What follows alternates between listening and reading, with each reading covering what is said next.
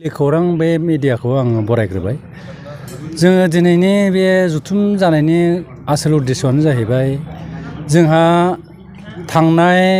22 फेब्रुवारियाव जोंनि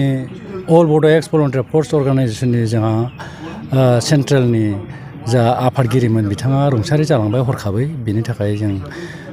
गिबियावनो आं दुखु फोरमायबाय दा बेनि सोलाय जोङो जिहेथु जोंहा मिथिं दावथिं जाफ्लेबाय थानांगौनि बाथ्रा थायो नालाय बेनिखायनो इमिडियेट जोङो बेयाव आरो सासे आफादगिरि नांगौ जाना फैयो बेनिखायनो जोङो एज इट इज जिहेतु थारमाने नियमाबो थिनखायो नालाय नियम हिसाबै जोंहा बिथां दलिन कुमार ब्रह्मआ बिथाङा रुंसारि जालांनायनि सोलाय जोङो सासे आफादगिरि नांगौ जाना फैनायलाय जोङो जोंनि दिनैनि मिथिंखौ जों लेंनाय जादों प्लास बिथांनि जि सारादु बेखौ माब्ला खुंनाय जागोन बिनि थाखायबो जों दिनैनि मिथिंखौ खुंनाय जादों आरो जोंहा गोबां एजेन्डाखौ लानानै जों दिनै मिथिंखौ जों खुंनाय जादों बे जाहैबाय दिल्ली जोंहा मोनसे प्रग्राम दङ दिल्लीयाव जों खनसे थांखांबाय अलरेडि बियो साबस्टेन्सियेलि माखासे जोंहा इमप्रुभमेन्ट जादों ओमफ्राय नेक्स्ट जोंखौ एसे इंगित हरबावदों दिल्लीनिफ्रायनो जोंखौ थांनायनि थाखाय बेनिखायनो जों बेयाव थांनायनि थाखाय साखाफारा जानायनि थाखाय दिनै सावरायदों जोङो ओमफ्राय मोनसे जाहैबाय जोंहा कनफारेन्स जोंहा 2 इयार्स जों टार्म्स लादोंमोन नालाय बे 2 इयार्स टार्म्सआ जोंहा फैनानै जोबफैबाय बेनिखायनो जों फैगौ नैबे माबायाव एप्रिल दाननि 29 बे मोननै डेटआव जों उदालगुरियाव लानाय जाहैबाय रौतायाव दानिया गिबियावनो जोङो नैबे जोंहा आफादगिरि बिथां दलिन कुमार ब्रह्मआ रुंसारि जानायनि जि सारादु बे सारादुखौ जोङो 9 मार्चनि 9 तारिखआव जों लानाय जाहैबाय बे रबिबार गोग्लैयो जाहाथे जोंनि गासैबो मावथिफ्रा जोंनि अल बड' एक्स भलन्टियार फर्स अर्गानाइजेसननि गासै मावथिफ्रा ज' फैनानै हेफाजाब होफैयो फुङावनो जाहाथे फैयो फुङावनो फैनानै जाहाथे जोंनि जाक जमगखौ जाहाथे दिन्थियो बेखौनो आं खावलायहरग्रोनाय जाहैबाय आरो बिथांनि थाखाय आङो बिथां सोरगोआरि जोंहा दलिन कुमार ब्रह्मनि जानानै आङो न'खरनि जानानै आं दुखु फोरमायबाय आरो इसोरनि खाथियाव आङो आर'ज गाबहरबाय जाहाथे इसोरा बिथाङा जायखि गोरोन्थि मावाथों मानो जाहाथे बिथांखौ निमाहा होनानै जाहाथे बिथांखौ सोरगोआव आलो गोजोनै जायगा होयो बेखौनो आं खावलायग्रोबाय दानिया जोंहा फैबाय आफादगिरिनि बेलायाव आफादगिरि जिहेथु बिथाङानोमोन नालाय दाना जोंहा नियमनि गेजेरजों जोंहा भाइस प्रेसिडेन्ट थाखाजोबो बा भाइस प्रेसिडेन्ट हिसाबै जोंहा लेन्टारि दंखाजोबो लेन्टारिजों खोथा गैया जाय एक्सपार्टसिन बिथांखौ जों सायख'नाय जायो दा बे हिसाबै जों जोंहा तामुलपुरनि बान्दु ब्रह्म बिथांखौ जोङो एज ए भाइस प्रेसिडेन्ट हिसाबैनो थागोन नाथाय बिथाङानो सामलायबाय थाथ'सिगोन आप टु कनफारेन्ससिम जों कनफारेन्सखौ जिहेथु लाबाय नालाय 29 लाबाय नालाय बे टाइमहालागै बिथाङानो सालायबाय थागोन बे टाइमनि गेजेराव जेसेबांखिनि खामानि जाया माने एक्टिभिटि जाया माने बिथाङानो सामलायनांसिगोन जोंनि आफादखौ आरो ओमफ्राय प्लास जोंहा फैबाय नै दिल्ली प्रग्रामनि थाखाय आं बुंनो लुबैयो जाहाथे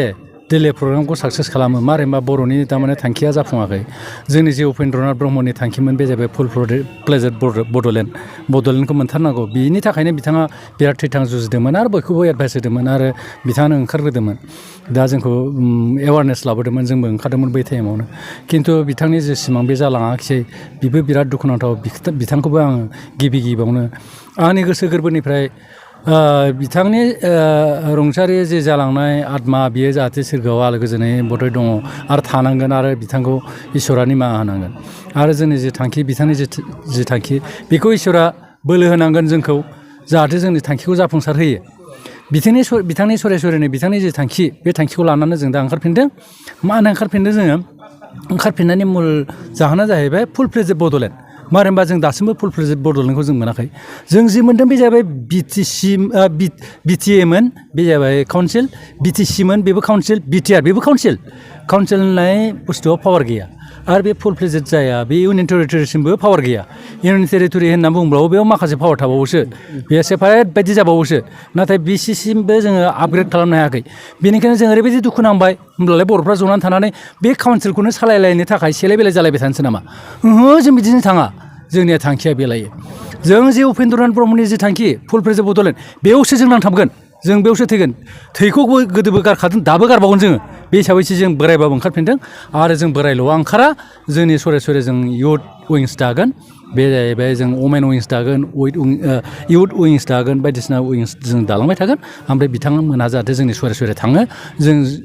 जुदि बायसान्स जोंनि टाइमाव जोंनि थैया सान्दियाव जों मावफुंनो हायाब्ला बिथांमोना जाहाथे मावफुंलांनो हायो जोंनि बे फुल फ्लेजेड बड'लेण्डखौ लाबोनायाव जाहाथे जोंनि इयुन जेनेरेसना जाहाथे जोंखौ हेफाजाब होनो हायो बे हिसाबै जों बिथांमोनखौ दानाय जागोन जोंनि सरे सरे लांफाबाय थागोन बेनो जाहैबाय जोंनि दिनैनि सावरायनायनि गासै थांखिमोन जों मोजां थांखिजों सावरायदों आरो साक्सेस जादों आरो बेनिखायनो आं रायजो राजाखौ खावलायो जाहाथे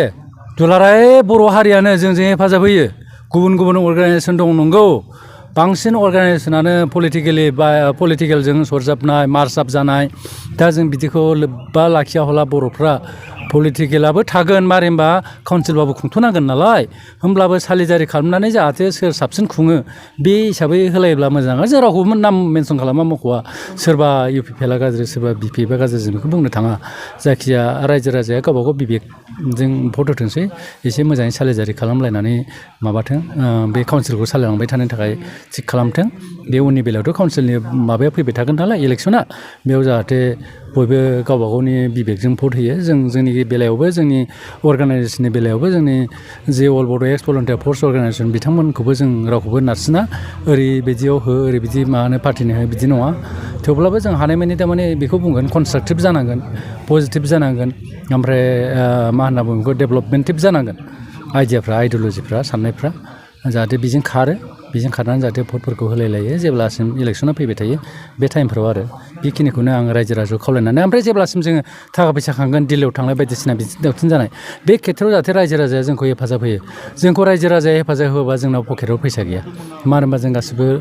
लाथिख'आनो बुंनांगोन आरो बर' हारिया ओरैनो जुरुलाखा जानो गैया नोंनि एसे बिनि एसे खांब्लासो जों खामानिखौ मावफुंनो हायो जों बुङाखै जे सोरबा लाख थाखा हर बायदिसिना हर बे नङा बयबो एसे एसे होयोबा बेनो महा गिदिर सागर जायो बेनिखायनो एसे एसे होलायनानै जाहाथे जोंखौ हेफाजाब होयो बेखिनिखौनो आं गासै रायजो राजानि खाथियाव आथिं गुदियाव गंलाय आर'ज गाबनानै जाहाथे जों जेब्लासिम जों डनेसन खाङो होमब्ला होलायलायो आरो जाहाथे गासिबो खौसेयाव फैयो